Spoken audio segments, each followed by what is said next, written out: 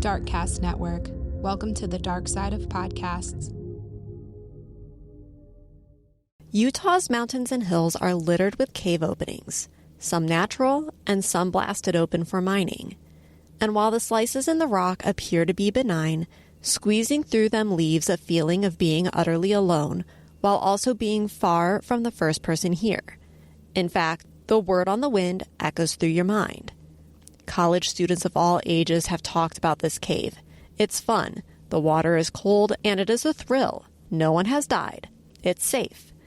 There's a false comfort in knowing that no one has lost their life. Yet, like a horror movie, a group of young men and women submerge into the chilling, dark water inside the quiet cave. The water ripples as they launch themselves up to take a breath, yet they don't feel like they're getting oxygen. There is heavy breathing, maybe a little panic, followed by the sluggish mind. And then there is the decision to get the fuck out. Welcome back to Tragedy with a View.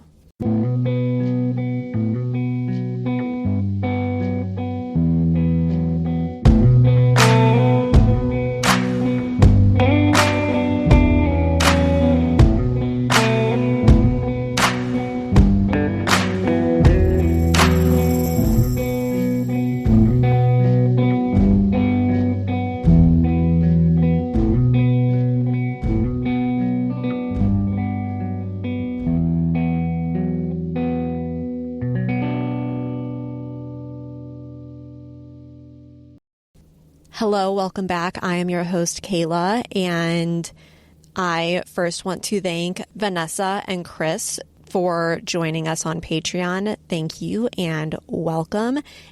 As we have talked about before, caving and cave exploring is very difficult for me to fully grasp why people want to explore them.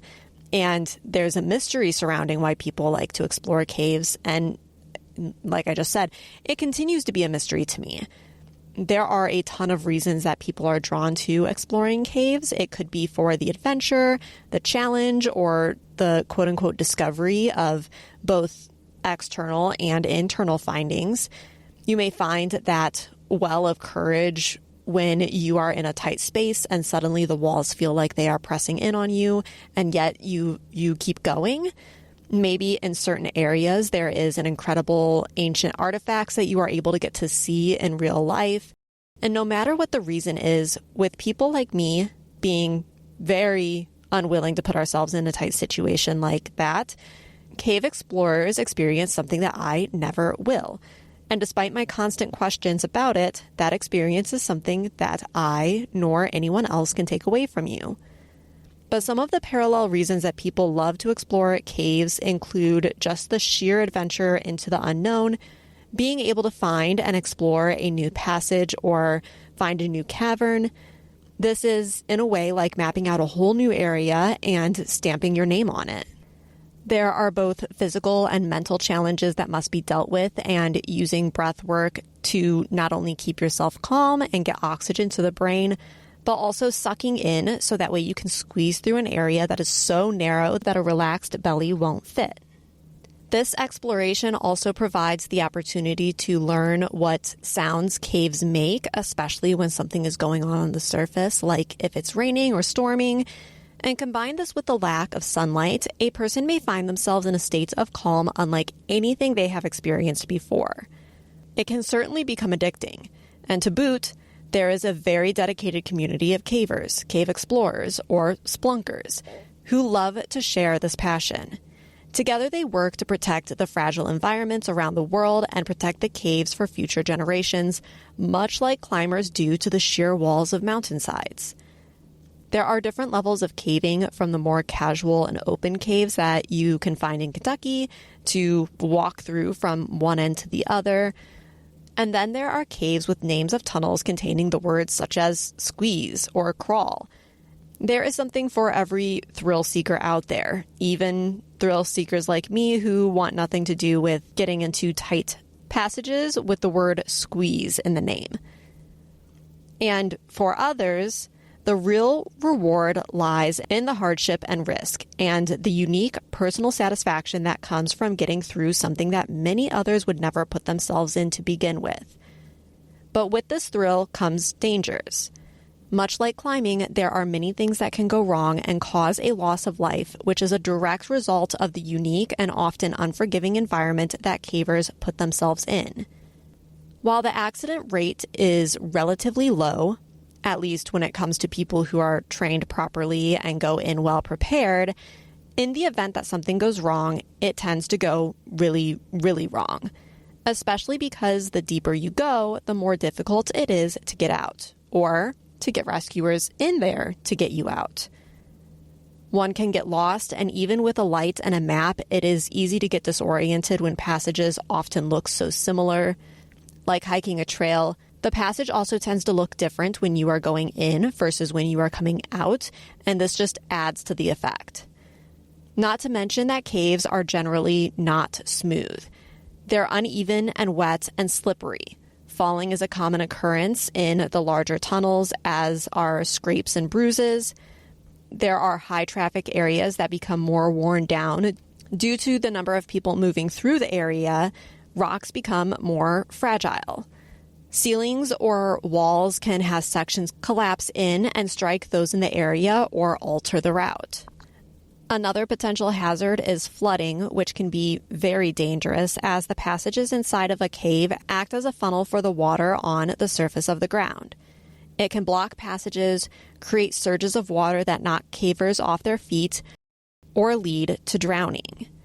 Similarly, caves have low temperatures. They don't have any sunlight or any sort of warmth that would cause them to have a quote-unquote normal temperature. Due to this, caves are colder environments.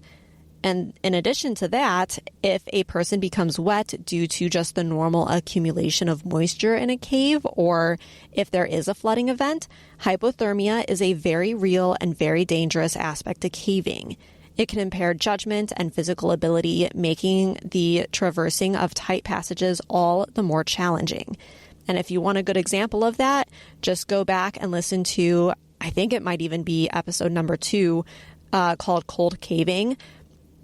I will apologize in advance for the audio on that one because, it was episode number 2. I still had no idea what I was doing with microphones.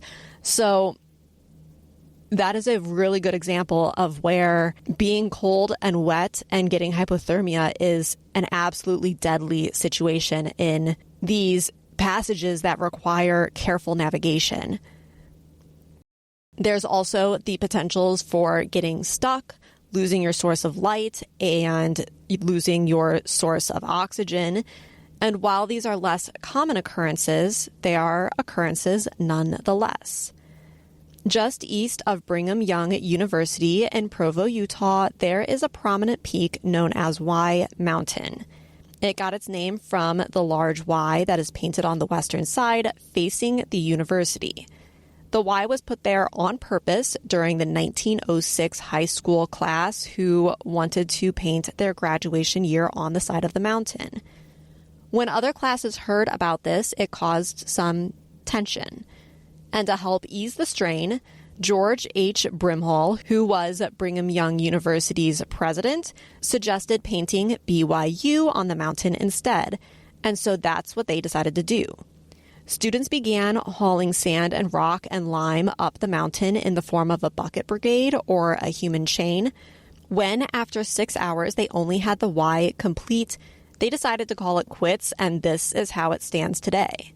In 1911, serifs were added to the top and the bottom of the letter, giving it the blocky look it has. And each year, students hike up the mountain to repaint the Y to keep it vibrant and very well seen.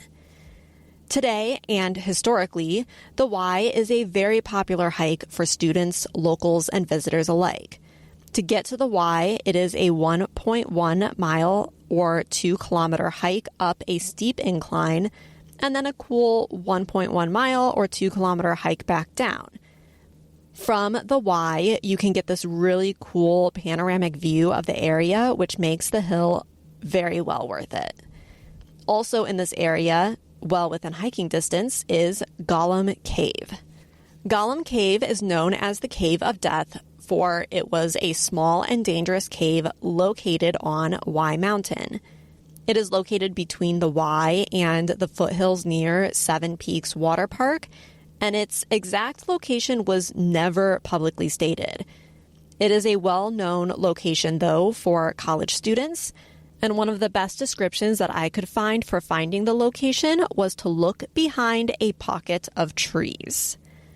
The cave itself is not very large, nor does it have many tunnels or offshoots to explore. It was actually something known as a vug, which is a mining tunnel that ended up intersecting a natural cave. It was, in theory, innocent enough. Innocent enough that at dinner on the night of August 17th, 2005, 5 friends were sitting at dinner, and when one of them started talking about the cave, the others thought that it sounded like a great way to end their night. At the table were 24-year-old Blake Donner and his girlfriend, 21-year-old Jennifer Galbraith, 28-year-old Scott McDonald, 20-year-old Stephen Hundley, and the apparent culprit of the conversation, 18-year-old Ariel Singer.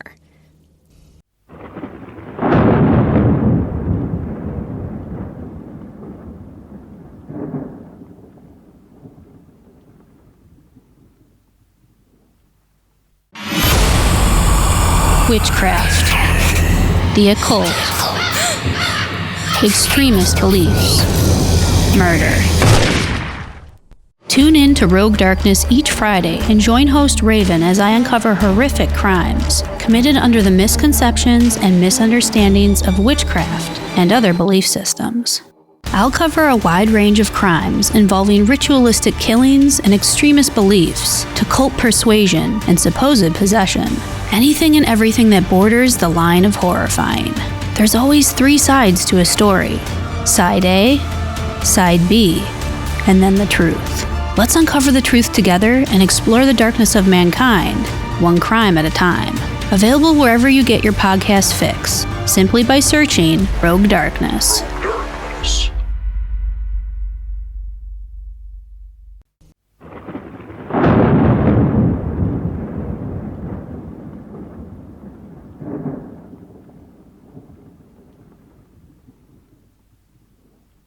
Now, I only theorize that Ariel is the one who brought up the cave, but they all joked about it being called the Cave of Death. Ariel talked about how she had gone in it before, and there was this really cool tunnel that you could swim through, and you would come out into this small bell-shaped cavern. She told them about how cold the water was and how it took her breath away. She talked about how it was so cold that she almost passed out, or, depending on the source you read, that she did pass out. Steve had also been in the cave before and supported her in this. The water was frigid, to say the least. But Steve had to work in the morning, and so he couldn't go with them tonight.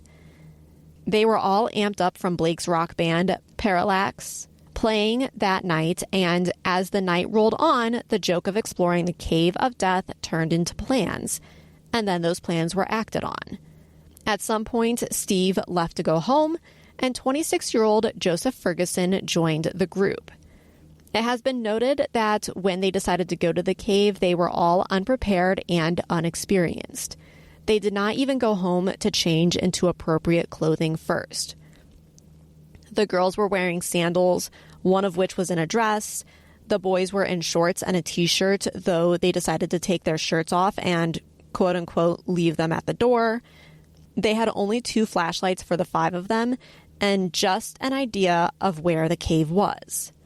The location was passed around by word of mouth and wasn't on a map, but people had been talking about it since at least 1997. The location was kept such a good secret that officials didn't even know this cave existed. But in Utah, there are so many caves and therefore cave rescues that many rescue personnel go through a yearly cave rescue training. Even they admit that there are so many caves that they don't know about them all. And Gollum Cave was absolutely one they didn't know about. By the time the group found the cave, it was 4:30 a.m. on August 18th, 2005. They had started searching for the cave at 3 a.m. and were determined to find it. And when they did, they slid sideways right inside the 5-foot-high slit that served as the cave's opening.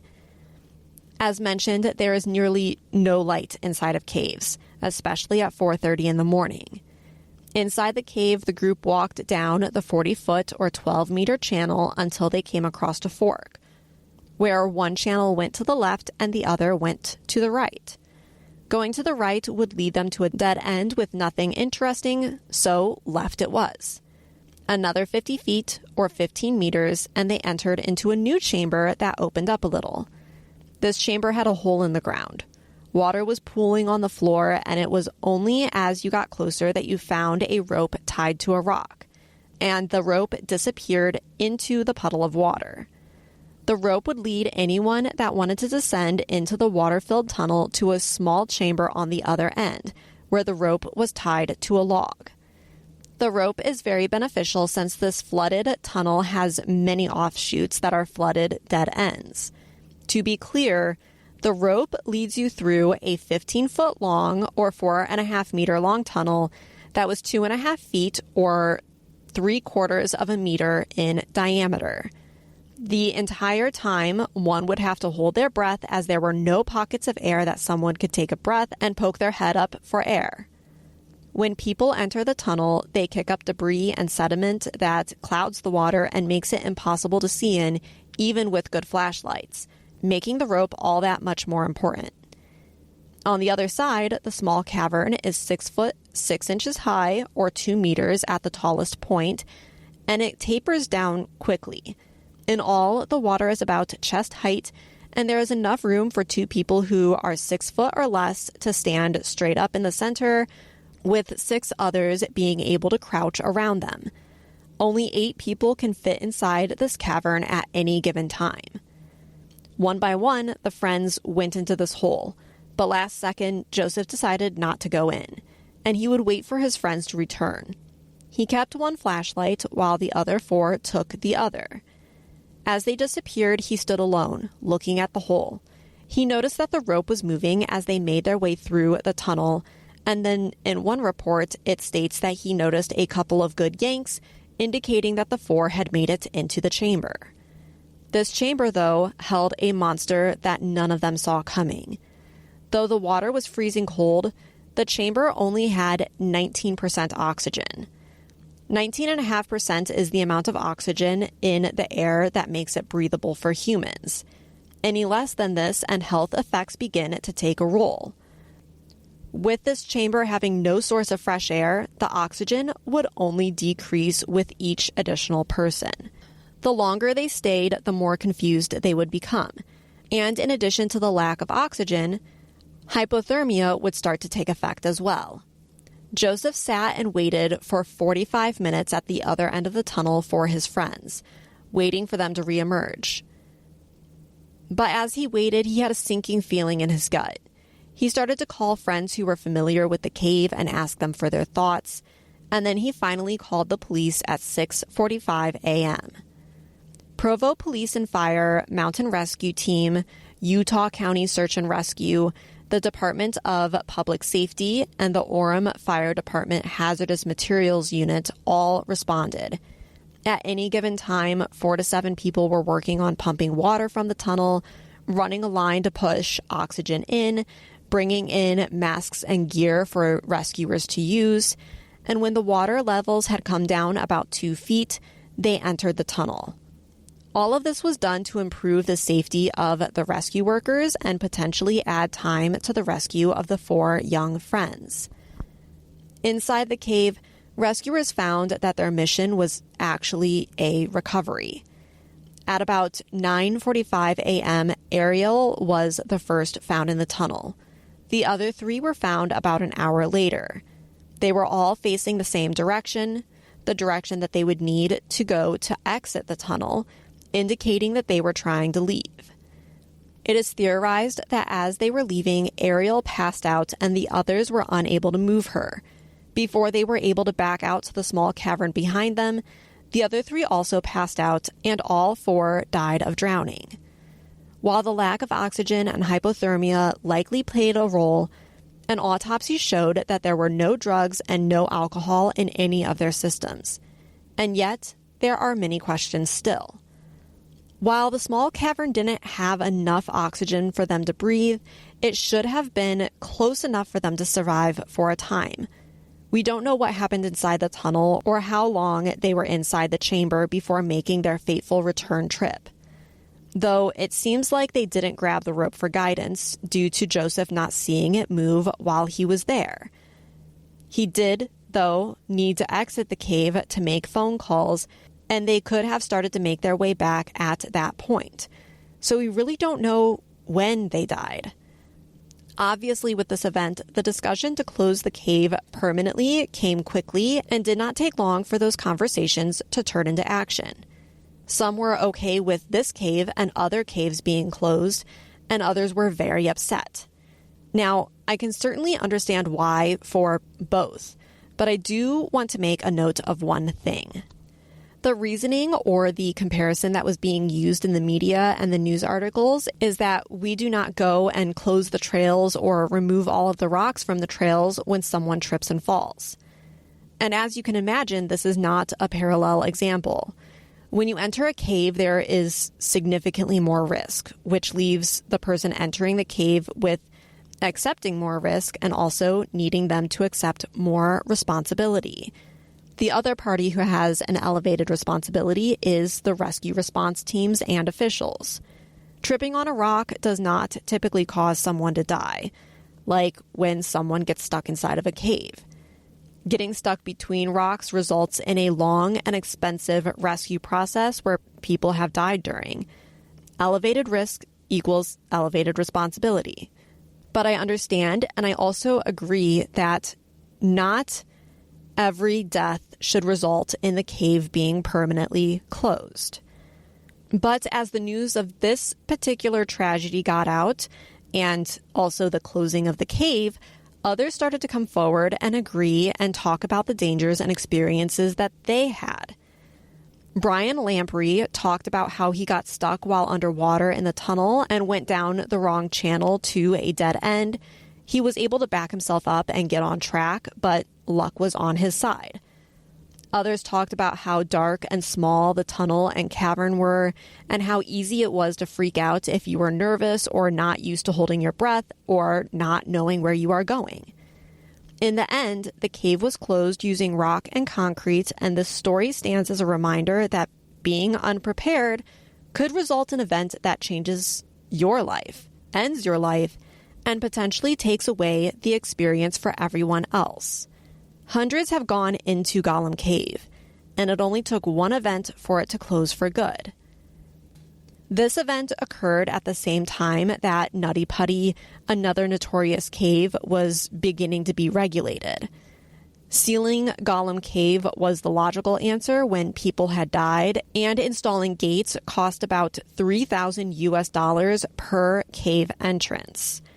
And I'd like to note that many caves have gates instead of being completely sealed shut so that it would not harm the bat populations and also allow access for scientific studies. And while this cave was permanently closed, these kids had their entire life ahead of them. Blake's band was putting out their first album. He was supposed to go listen to it the very next day. They were all signed up for college courses, and this curiosity and one mistake cost them their lives. Similarly to how music is created, their lives were a story that was just beginning to be written. It was full of promise, dreams, and possibilities. A career that was not yet started, a family that hadn't yet formed, and many more adventures not yet taken. With their deaths, all of those possibilities are extinguished in an instant. This loss and grief felt by the friends and family was not just for what was, but also for what could have been. But Blake and Jennifer's families didn't sit idly by their grief. Both mothers worked at UVSC and helped to create the Donner Galbraith Memorial Scholarship to provide enough funds to cover half of the tuition for one student who was community involved. This scholarship is still available today, meaning that Blake and Jennifer left a legacy beyond their deaths. There are no words to accurately describe the pain and trauma felt by everyone involved here. No matter if this was the 4 who died, the family members who experienced the loss, Joseph while he stood and waited for his friends, or any of the rescue personnel on site, just imagining what went through their minds as these children drowned in a dark, cold, and tight tunnel leaves behind a chill. A chill that echoes like a whisper saying, "Don't go there." It is the same whisper that causes those with curiosities larger than the average life can give them that will be drawn in. So as we end this episode, my simple ask is this: have a plan. Have a plan for if things go perfectly, and have a plan for if things go all wrong. For as we know, they certainly don't all work out in your favor. Thank you for listening. Subscribers, we will talk next week. Everyone else, we will talk in 2. I hope you enjoy. Bye. What is life without close calls with disaster? Thank you for listening. Don't forget to follow the podcast to be the first to hear the now weekly episodes. Join our subscription on Patreon, Apple, or Spotify today and immerse yourself in the haunting beauty of the great outdoors. For around $4 a month, you'll get exclusive access to the first episode of each month and early access to all other episodes, showcasing the morbid and mysterious side of nature. Please reach out with story requests, and if you have your own story, please email tragedywithaview@gmail.com for a chance to have your story featured on a later episode. Again, thanks for listening. We'll see you next time.